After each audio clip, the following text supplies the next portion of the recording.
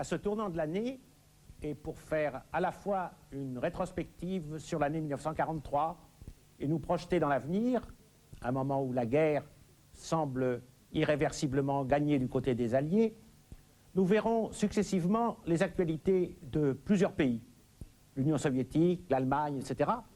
Et chaque fois, nous ferons intervenir précisément un citoyen de ces nations, la Russie d'aujourd'hui, puis l'Allemagne, etc. Et ainsi, nous aurons une sorte de panorama de la situation telle qu'elle était vécue au début de 1944 et telle qu'on peut en porter un diagnostic aujourd'hui.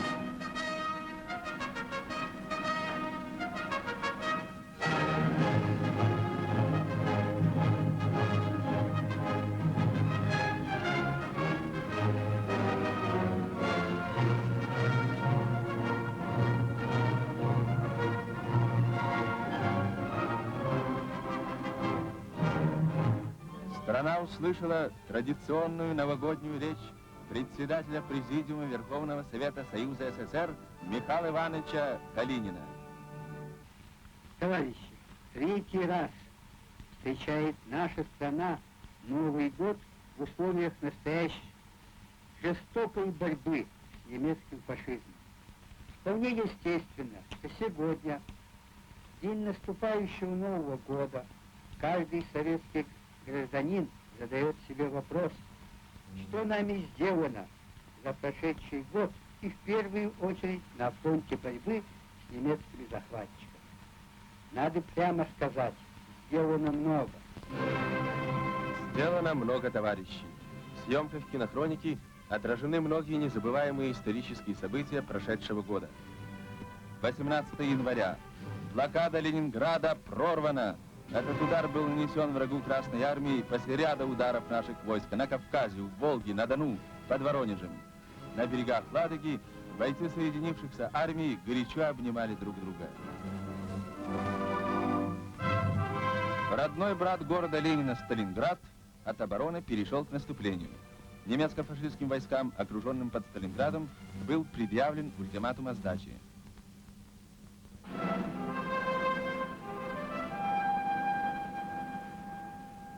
Немцы отклонили наш ультиматум.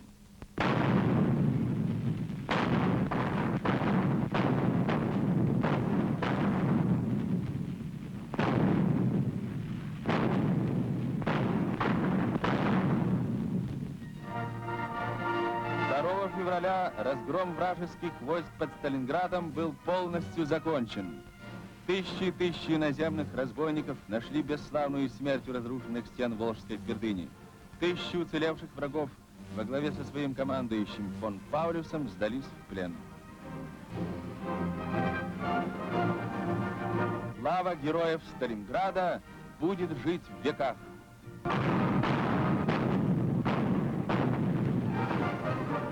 23 августа Красная Армия вернула в семью советских городов вторую столицу Украины – Харьков.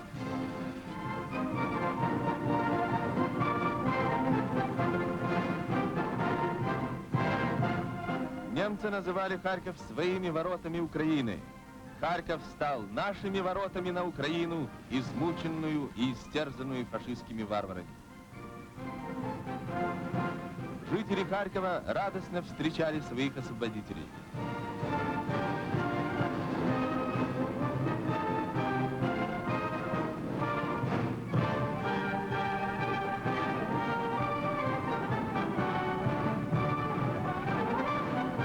От Харькова к Полтаве, от Бахмача к Киеву. 6 ноября 1943 года, канун Великого Октябрьского праздника.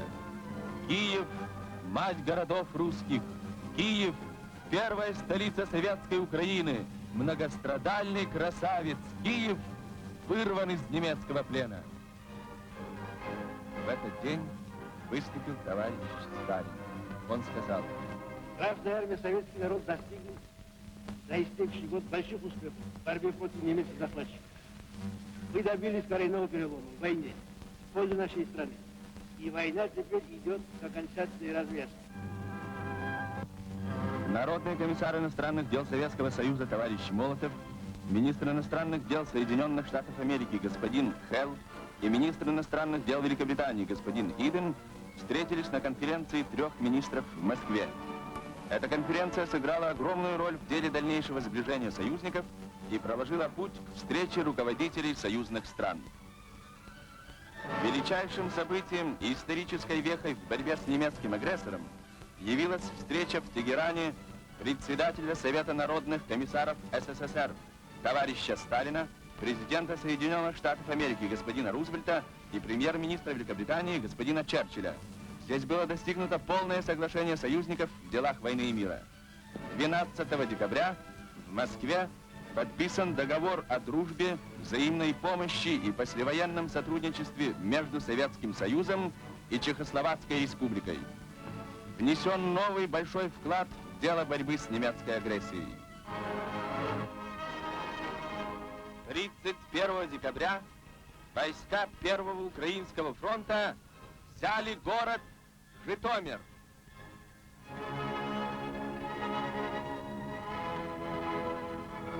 В 1943 год уходил под грохот победных залпов московского салюта.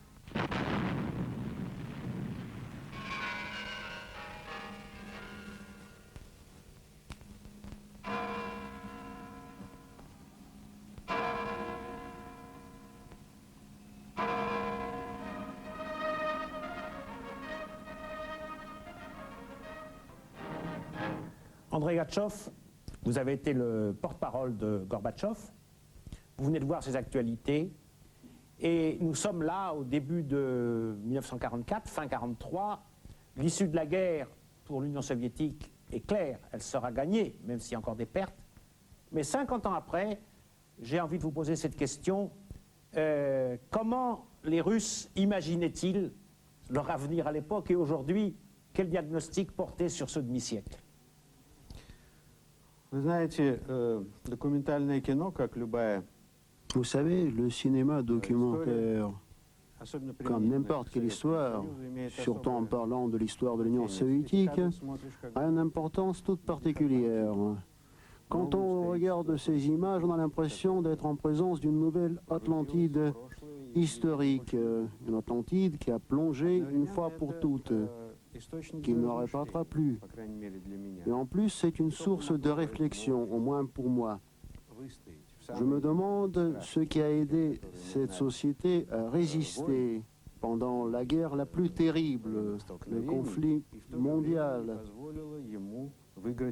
Et en même temps, pourquoi cette société n'a pas gagné la paix? De quoi cette société a-t-elle besoin aujourd'hui, 50 ans après ces événements, pour conserver la paix, pour devenir un partenaire pacifique pour l'ensemble de la communauté internationale, et ce, pour toujours. Bien entendu, aujourd'hui, je pense plutôt à l'année 1994 et non pas à l'année 1944.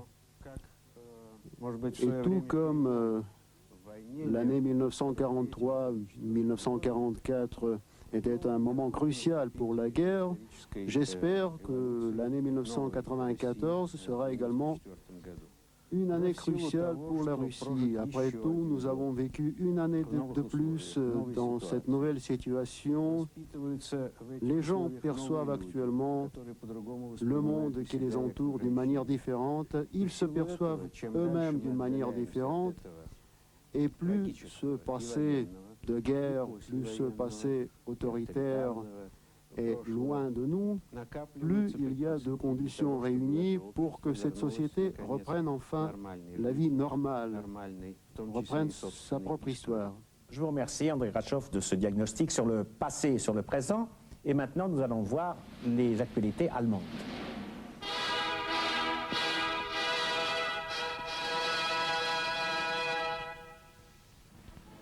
Unterseeboote kehren nach erfolgreicher Geleitzugschlacht in ihren Stützpunkt zurück.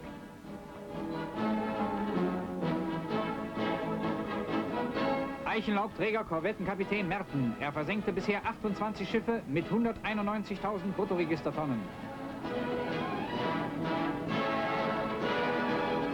Heimkehr wenige Tage nach dem Weihnachtsfest. Der Weihnachtsbaum war so lange auf Eis gelegt. Weihnachtsgeschenke etwas verspätet, aber umso herzlicher gemeint.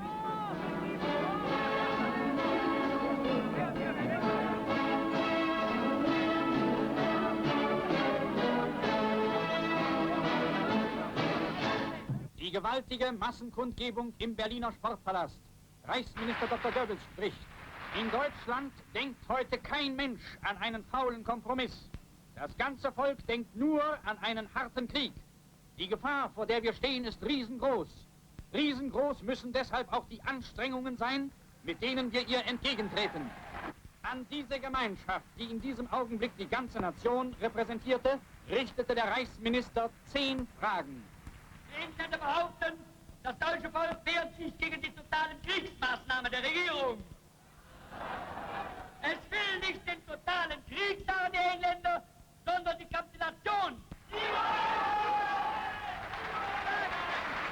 Wollt ihr den totalen Krieg? Wenn nötig, totaler und radikaler, als wir ihn uns überhaupt erst vorstellen können.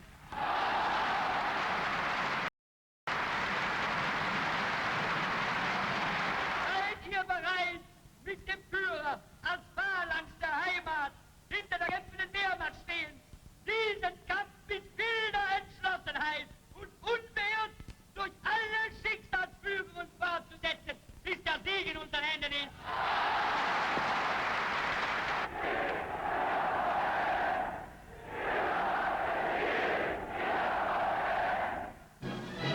Die Großkundgebung in der Dortmunder Westfalenhalle. Schon Stunden vorher beginnt der Anmarsch der vielen Tausende, die hier in einer der am schwersten betroffenen Städte Westdeutschlands aufs Neue ihrem ungebrochenen Widerstandswillen gegen den britisch-amerikanischen Bombenterror Ausdruck geben wollen. Reichsminister Dr. Goebbels konnte sich auf seiner Fahrt durch die Luftkriegsgebiete im Westen des Reiches immer wieder von der harten und entschlossenen Haltung seiner rheinisch-westfälischen Landsleute überzeugen. Ob in Düsseldorf, Bochum oder Wuppertal, überall schlug Dr. Goebbels eine grenzenlose Heimattreue und unbeirrbare Siegeszuversicht entgegen. Befreiung stattete der Duce dem Führer sofort einen mehrtägigen Besuch ab.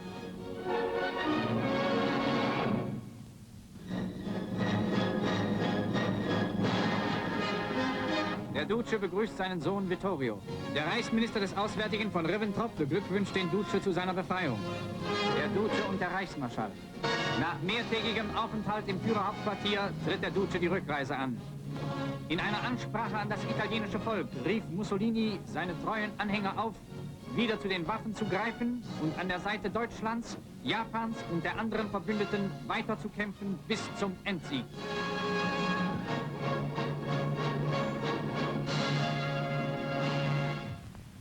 An der Ostfront.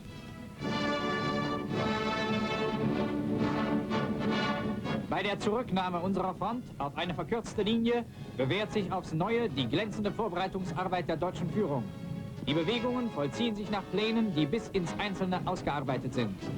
Alles brauchbare Material wird zurückgeschafft. Gefangene Bolschewisten werden mitgeführt. In großen Frecks schließt sich die Zivilbevölkerung aus Angst vor dem Bolschewismus unseren Truppen an. Militärisch nutzbare Gebäude werden vernichtet.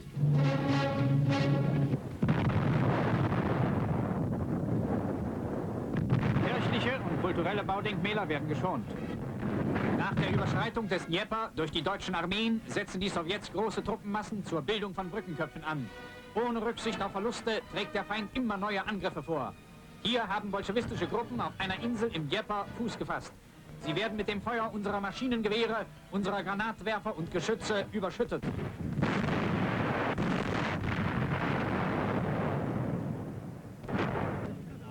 Für die Frontkämpfer im Großkampf sind Päckchen aus der Heimat nach vorn gekommen.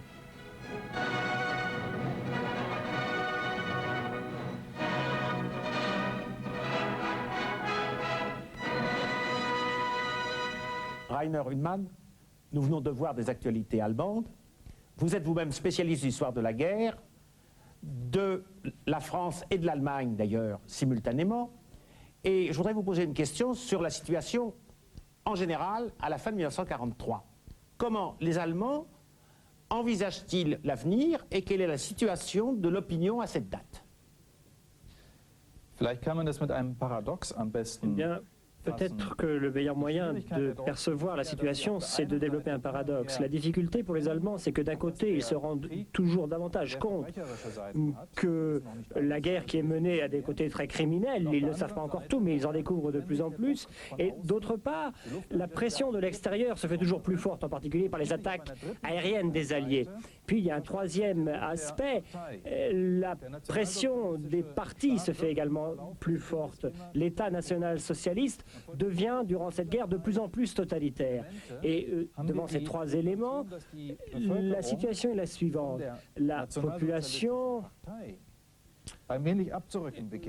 commence peu à peu à prendre son recul vis-à-vis du Parti national-socialiste. Ça dépend des régions, ça dépend des religions.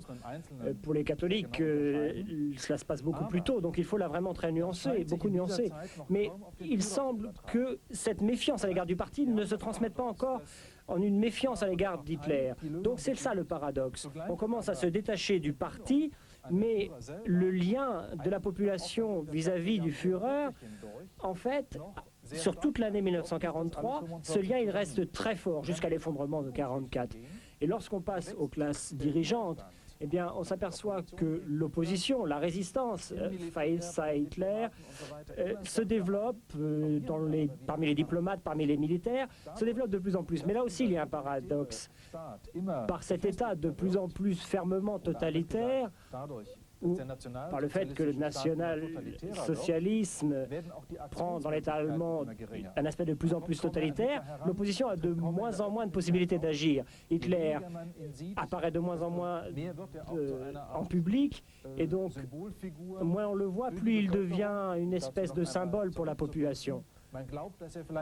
Et donc, on se demande encore s'il n'aurait pas une espèce d'arme miracle, une arme secrète qui pourrait retourner le sort de cette guerre. Donc, une situation extrêmement contradictoire, et toutes ces contradictions se complètent. Merci Rainer Udman. Maintenant, nous allons voir des actualités américaines.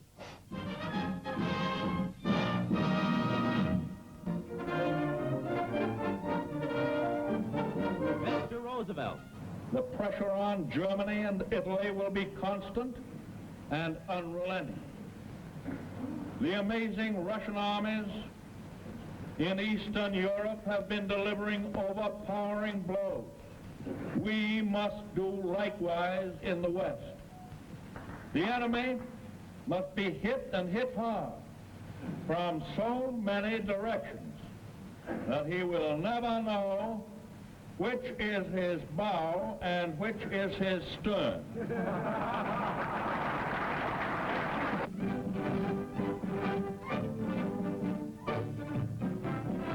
Willow Run, world's largest bomber plant. At this factory near Ypsilanti, Michigan, government-owned and run by the Ford Motor Company, B-24 Liberators roll off assembly lines.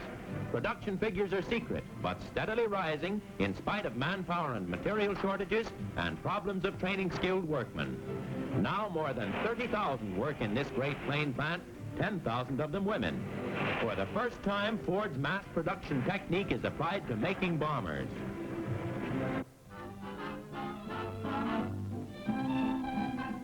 Score one for the Army, its wedding bells, and a military husband for Paramount star Dorothy Lamour. Dottie, the nation's #1 war bond salesman, and her hubby, Captain William Howard, seal it with a kiss. What's so wrong with love? Why, nothing. So it's best wishes to the Howards. We'll be seeing the missus in the movies.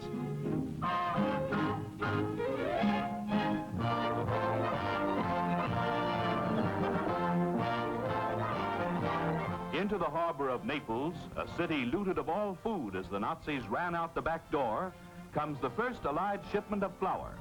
This is the Allied military government in action. In a Neapolitan bakery, the flour has quickly become small loaves of bread. Now inspection of the baker's art by American and Italian officers, and samples for some lucky ones. The loaves are guarded like jewels as they are taken to headquarters for distribution. For the magic word, bread, has spread among Naples' million people. Heavy hands for those who won't conform. This is Naples' first white bread in 3 years. Its first bread of any kind in more than 2 weeks. Bread, These are the stark pictures of Europe's children of hunger.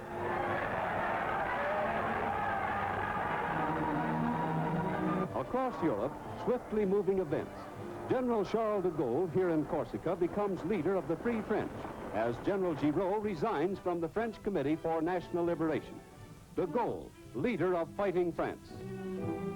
And in London, Prime Minister Churchill speaks to the Allied world. Victory in 1944, he prophesies, but the way will be hard and bloody.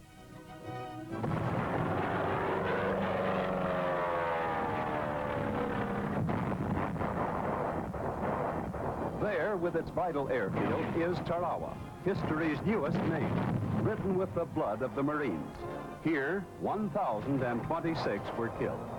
These pictures of Tarawa are the story of actual battle, blood, and death. In this war, admirals and generals go into action with their men. Ashore, too, is Marine Corps Sergeant Norman Hatch, who made this film story of battle.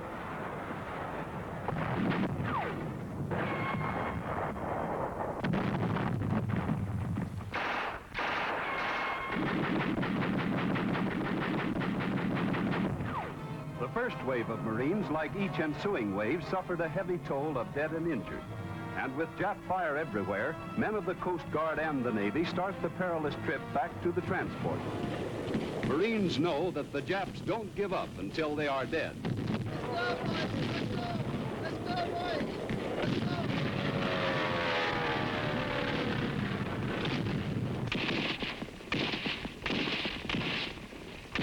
Now, point-blank firing at Japs on the run.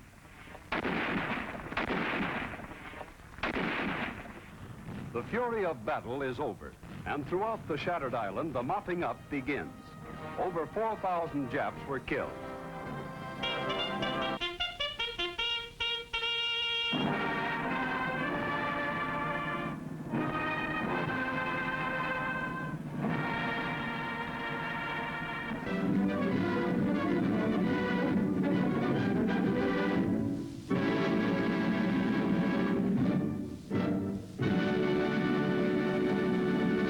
Nous venons de voir les actualités américaines et je demande à Thomas Powers, qui est américain et qui a écrit un ouvrage remarquable sur la bombe atomique, ou plutôt sur les raisons qui font que l'Allemagne n'a pas fabriqué la bombe atomique.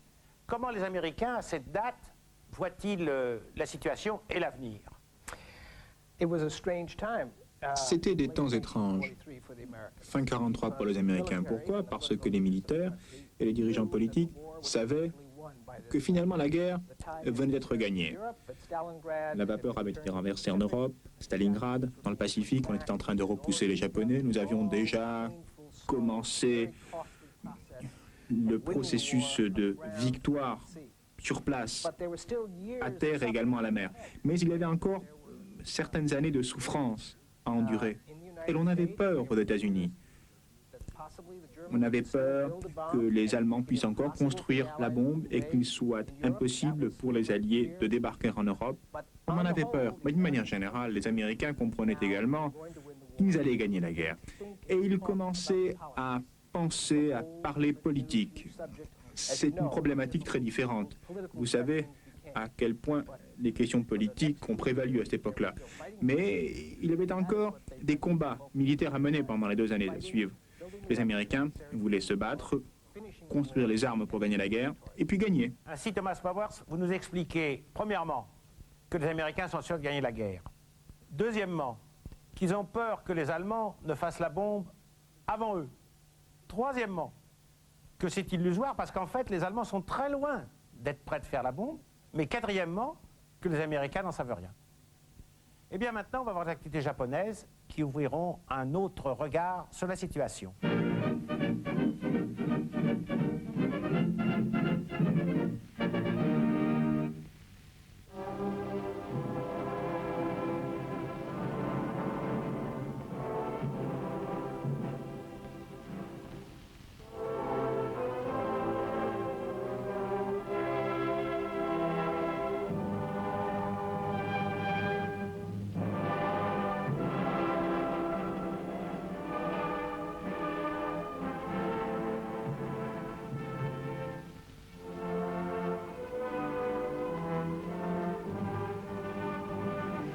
元帥山本五十六大将の英霊今ぞ帝都に帰りませり。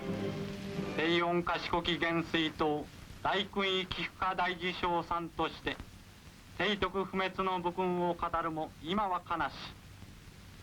元帥山本五十六大将の英霊今ぞ帝都に帰りませり。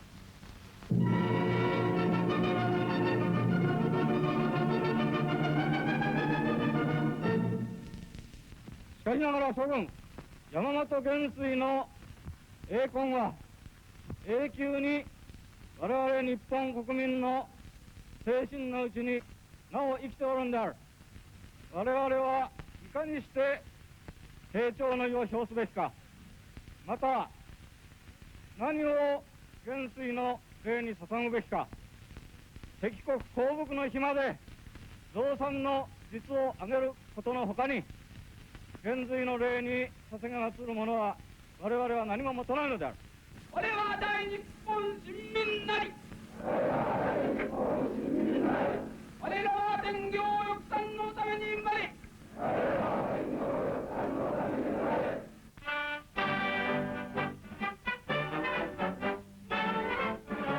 大型焼夷弾とはどんなものか。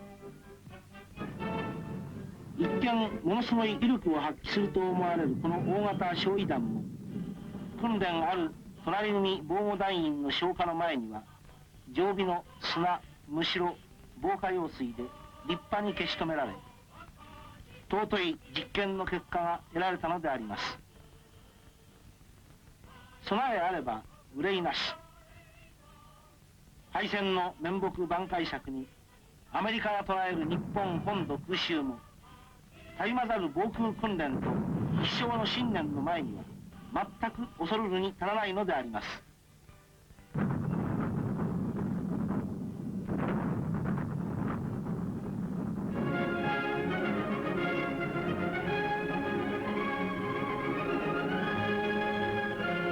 大東亜会議閉幕の翌7日、1億の人もいる決意を中外に示す大東亜結集国民大会は帝都日比谷公園において挙行され、閑古のうちに東條首相登壇。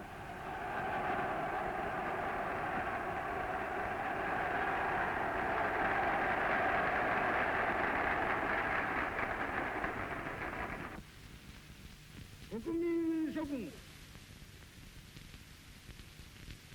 大戦争の真っ只中にあるにもかかわりません。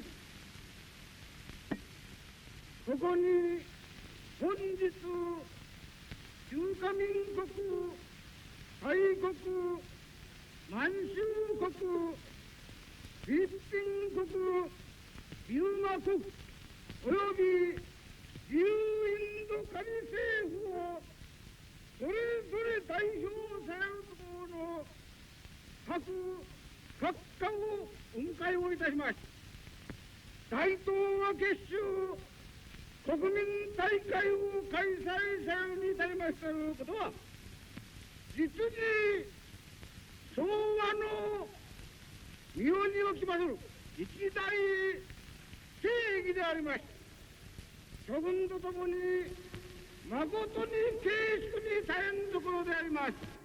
万歳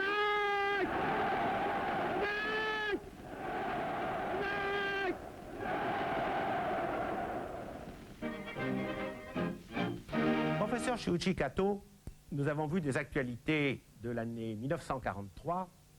Est-ce que vous pouvez vous souvenir pour le passé, ou est-ce que vous pouvez dire comment les Japonais voyaient l'avenir à ce moment-là de la guerre? Vers l'automne 43, au Japon également, les gens commençaient à être envahis par une inquiétude quant à la poursuite de la guerre. Quand on regardait les journaux, on écoutait les radios, il y avait un contrôle total des médias. Et malgré cela, il y avait quand même quelques informations qui filtraient du recul des troupes japonaises, de la mort de l'amiral Yamamoto, etc. Et les gens commençaient à se dire, peut-être que la guerre ne va pas aussi bien qu'on nous le dit. Et puis, les alliés de l'Axe en Europe, en Italie, en Allemagne, étaient en train de perdre. Nous sommes en 1943. Donc on s'apercevait que nos alliés allaient mal en Europe. Et donc pour réduire cette inquiétude, la dernière grande manifestation, comment dire, le dernier grand spectacle organisé par les pouvoirs publics japonais, ça a été cette conférence de Tokyo. Il s'agissait d'un exercice de propagande à l'égard de l'extérieur, mais aussi de l'intérieur du Japon. Mais dans les esprits, comment voyait-on le futur? Cette conférence, c'était le dernier exercice de propagande positive. Et par la suite, on a arrêté de parler de la sphère de coprospérité, on a arrêté de faire de la propagande constructive. Il y a eu un esprit de résistance qui a été mis de l'avant à l'égard des envahisseurs américains. Résistons. Et cette propagande s'est faite de plus en plus irrationnelle et fanatique. Par exemple, tout à fait à la fin, on disait « Nous résisterons jusqu'au dernier Japonais. Et lorsque nous serons morts, nos âmes reviendront les hanter, poursuivre la lutte sous forme de démons. Donc même après la mort, nous continuerons la lutte. » Tel était l'élément nouveau de cette propagande. Donc un contenu tout à fait rationnel, fanatique, mystique. C'est une tendance lourde de la propagande. Et en même temps, le nombre de Japonais qui croyaient, qui avalaient ça, était de moins en moins nombreux. À la fin, il n'y en avait pratiquement plus. En ce sens, cette conférence de novembre 1943 représente une inflexion de l'orientation de la propagande. Ce qui est curieux, c'est qu'on retrouve un phénomène un peu similaire en Allemagne avec Goebbels qui demande un sacrifice de tous les Allemands jusqu'au dernier. Merci, professeur Kato. Nous allons voir maintenant les actualités anglaises.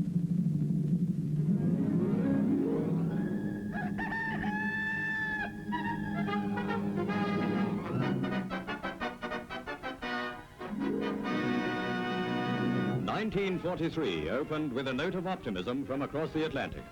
President Roosevelt said to Congress, "We believe that the Nazis and the fascists have asked for it, and they're going to get it."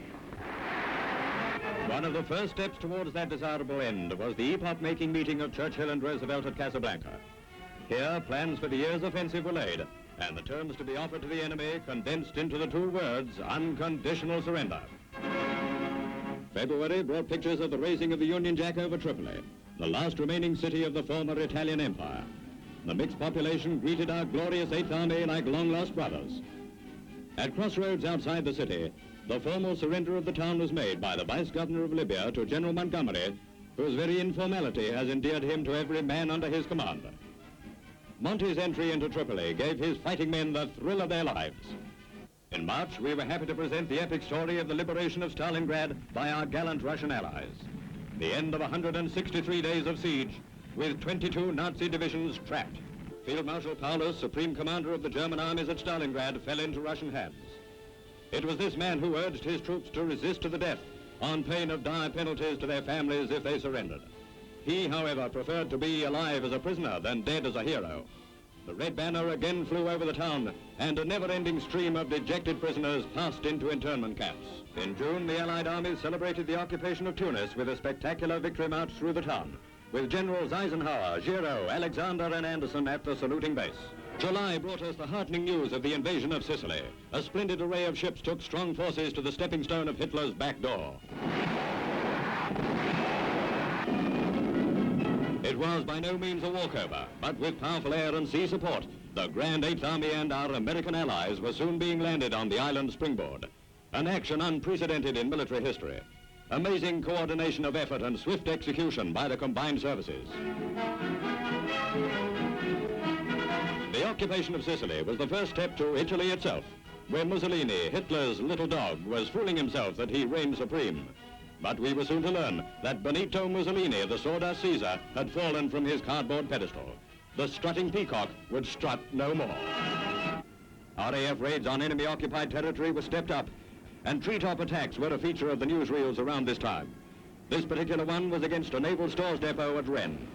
But perhaps the best news of all was of shattering blows against Berlin, the heart of the German war machine. It may not look it from a great height, But this assault was 4 times heavier than the Luftwaffe's biggest raid on London. Early in September came the second in the series of Churchill travels, the Quebec Conference, at which the Premier conferred with President Roosevelt and Mr. Mackenzie King, Canada's Prime Minister. On the anniversary of the day on which Britain declared war on Germany, the Allied invasion of the Italian mainland began. General Montgomery's gallant 8th Army landed on the soil of the lesser partner of the Axis. It was to prove the shortest invasion in history, for on that same day came the Italian capitulation, news of which was broadcast by General Eisenhower to the 4 corners of the earth. As winter came, our Russian allies switched their offensive to the northern front, hurling their weight at the tottering enemy only 50 miles from the old Polish border. November brought us more grim reminders of the war in the South Pacific. The story of men, Australians, undergoing unbelievable hardships and dangers in the jungle campaign against the Japs. A battlefront 13,000 miles away, but as vital to the cause of freedom as the Strait of Dover. The closing months of the old year brought pictures of the meeting in North Africa between Generalissimo Chiang Kai-shek, President Roosevelt and Mr. Churchill, with Madame Chiang giving invaluable aid to her husband. At this conference, clear-cut plans for the prosecution of the war in general, and particularly against Japan, were agreed. Then came the Tehran Conference, this time between Churchill, Roosevelt, and Stalin. They set the stage for the unprecedented efforts to be made, finally, to overthrow the forces of evil. We pray that God will grant them health and strength to continue their heavy task of shaping the destiny of the world. As we look forward with confidence to 1944, we close with a time-honored wish to you all, a Happy New Year. À Lester Parker, nous venons de voir les actualités britanniques. Vous-même avez écrit le meilleur livre synthétique sur l'ensemble de la Deuxième Guerre mondiale. Je voudrais vous demander comment les Britanniques voient-ils la situation au début de 1944. Eh bien, l'année 1943 a été extrêmement difficile. Les batailles ont été très dures, mais je crois que la population britannique dans l'ensemble a regardé l'avenir avec pas mal de confiance. En 1943 et dans les années précédentes, l'effort de guerre des Britanniques a été tout à fait équivalent à celui des Américains. La Grande-Bretagne a été jusqu'ici un partenaire à part entière et à complète égalité avec les États-Unis. Et dans la triple alliance avec l'Union soviétique, on attendait cette triple alliance pour garantir un avenir pacifique au monde après la guerre. En 1943, aussi surprenant que cela puisse paraître, on voit l'Union soviétique comme un pays réellement démocratique. Les problèmes ne sont pas encore apparus avec la Pologne. Je crois que pour les Britanniques, l'année 1943, c'est une année difficile, mais qui devait amener à un avenir de paix et de sécurité pour l'ensemble du monde. Maintenant, nous allons voir les actualités italiennes. La seconda incursione aerea su Roma vista e ripresa dai nostri operatori. L'uragano della guerra si abbatte anche su numerosi quartieri d'abitazione dei popolari rioni Prenestino, Casilino, Appio, San Lorenzo, Porta Maggiore e San Giovanni. Appena c'è stata l'incursione si inizia l'opera di soccorso. Via Casilina dopo il bombardamento. Il Santo Padre si reca immediatamente sui luoghi colpiti.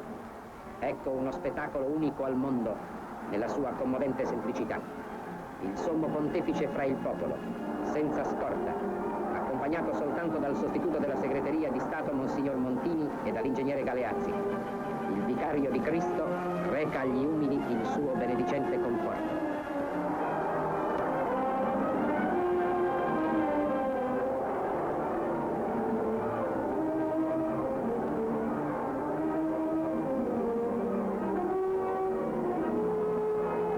Il Papa continua a visitare le zone colpite.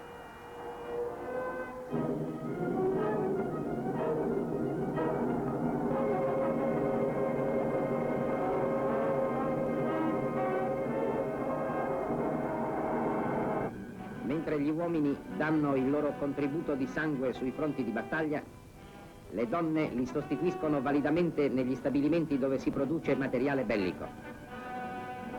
Eccole, fatte ormai pratiche, svolgere in tutti i reparti una intensa attività, consapevoli della importanza della loro missione.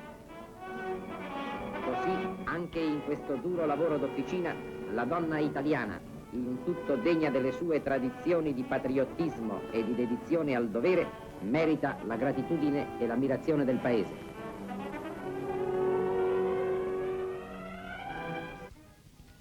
L'approvvigionamento di carne per la capitale è tornato alla sua regolarità.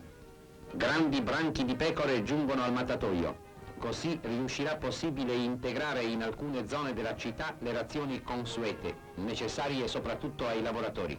Non mancano numerosi capi bovini, destinati anche essi al macello. Il comandante germanico della città aperta, accompagnato da funzionari dell'amministrazione militare, visita il mattatoio, apprezzandone la bontà degli impianti e il perfetto funzionamento igienico.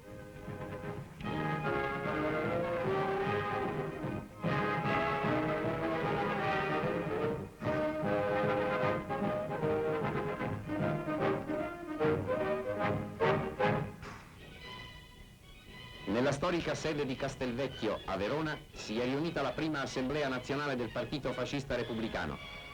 In una vibrante atmosfera di fede e amor di patria, essa ha discusso e approvato i principi che formeranno la base programmatica, sia nella politica sociale come in quella estera, del risorto Stato italiano.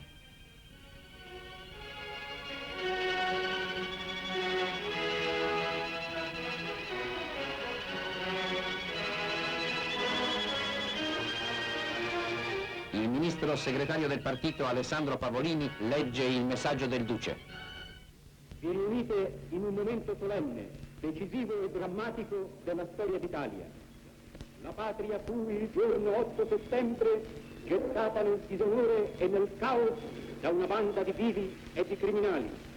Tutto andò disperso e distrutto e perduto. Ci rimane soltanto la volontà, accompagnata da una dogmatica fede. Bisogna passare il più rapidamente possibile da paese inerme a paese combattente. Il partito deve dare l'esempio sui suoi uomini e creare con ogni mezzo l'atmosfera e l'ansia della risposta. Se ciò non fosse, il programma repubblicano potrebbe apparire come un espediente di natura semplicemente politica e di precario avvenire. Il popolo nuovamente in armi deve tenere a battesimo la nostra Repubblica Sociale, cioè fascista nel significato originario della rivoluzione. Mussolini.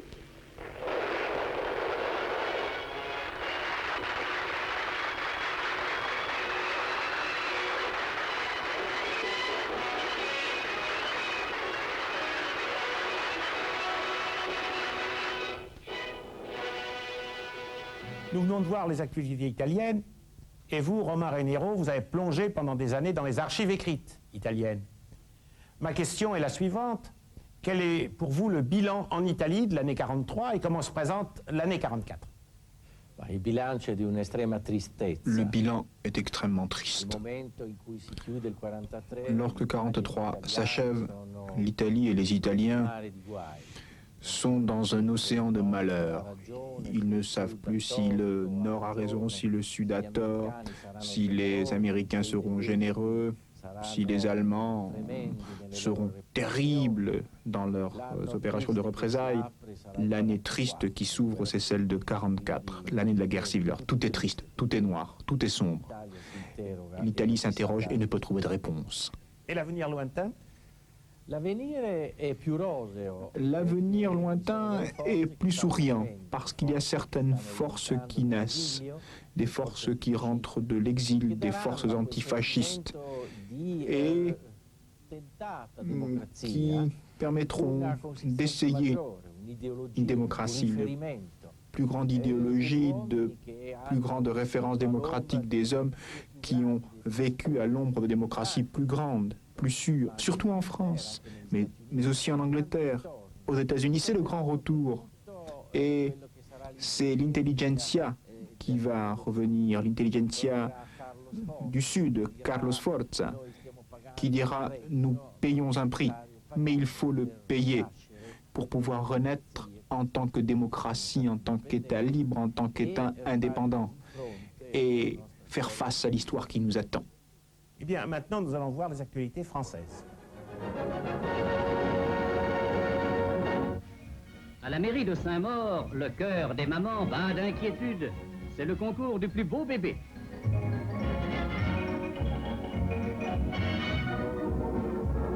On le voit, les privations ne semblent pas avoir atteint la santé des titulaires des cartes E et J1 de Saint-Maur.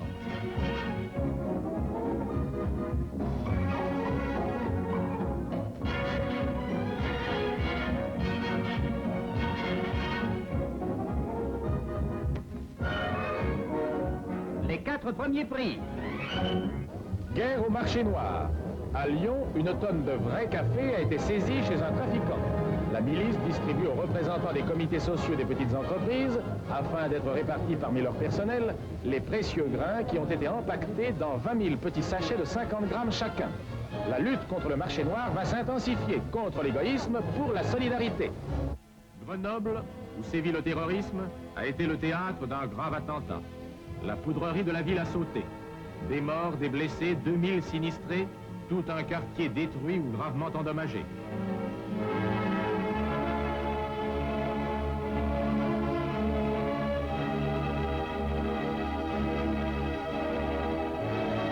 Aussitôt, l'aide aux sinistrés a été organisée par le Secours national et les anciens des chantiers.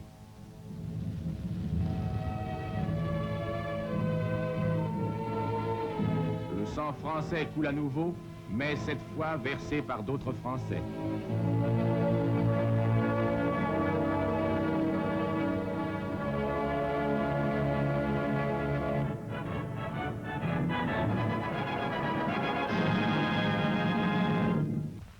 Français, je veux vous parler de la France, de sa détresse présente, de son avenir. Il faut choisir. Les chefs rebelles ont choisi l'émigration et le retour au passé. J'ai choisi la France et son avenir. L'histoire dira plus tard ce qui vous fut épargné. Il est vain de transformer les institutions si on ne transforme pas les âmes. Il est vain d'espérer la fin de notre décadence tant que nos enfants n'auront pas reçu de leur maître une conscience neuve. N'est-ce point là la grande mission des éducateurs? Il me faut mieux que l'obéissance de la jeunesse. Il me faut sa conviction ardente, sa volonté d'action et sa foi. Français, mes amis, libérez votre conscience des préjugés et des rancunes. Vous comprendrez mieux alors ceux qui ont la charge douloureuse de vous conduire. À Vichy encore, le président Laval a décidé que le service d'ordre légionnaire dépendrait dorénavant du gouvernement et serait transformé en milice française tout en restant sous les ordres de M. Joseph Darnan.